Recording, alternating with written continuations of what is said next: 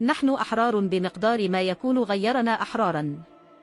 يوما بعد آخر تضيق هوامش الحرية في وطننا، فآلة الترهيب والتضييق والقمع لا زالت تحصد كل الأصوات المنددة بحجم الفساد والاختلالات التي نعيشها. اعتقال آلاف الشباب منذ انطلاق حراكنا السلمية، اعتقال المدونين والصحفيين، إنه سياق مقلق يتسم بالتضييق المتزايد على حرية التعبير والإبداع في الفضاء العام، ويحاول مصادرة كل رأي مخالف لما هو سائد، وتكميم كل من يجاهر بالحق والحقيقة من موقعه وبأسلوبه. إن اعتقال الرابور، بوزفلو، وقبله الرائد والكناوي ليس حالة معزولة، بل هو جزء من مسار خطير يحول الفن من أداة للتعبير عن هموم المجتمع وواقعه إلى جريمة تستوجب الملاحقة القضائية.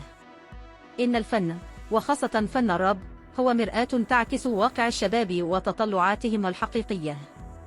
لذلك فإننا نطالب بالإفراج غير المشروط عن الفنان بوزفلو، واحترام حقه الأساسي في حرية التعبير. نطالب بوقف ملاحقة المبدعين والفنانين قضائياً، ووقف التضييق الذي يتعرضون له في حياتهم الخاصة على خلفية مواقفهم التي يعبرون عنها في أعمالهم الفنية. ندعو جميع الهيئات الحقوقية والفنية والإعلامية الحرة إلى التضامن مع كافة المعتقلين ببلادنا، والوقوف في وجه أي مساس بالحريات المكفولة دستورياً، حرية التعبير، الاحتجاج، والإبداع. إننا نرى في هذه الاعتقالات رسالة ترهيبية لكل شاب مغربي، تفيد بأن صوته ورأيه غير مرغوب فيهما، خاصة تلك الأصوات التي تنتقد واقع المغرب الحقيقي الذي نعيش فيه ويعيش فينا.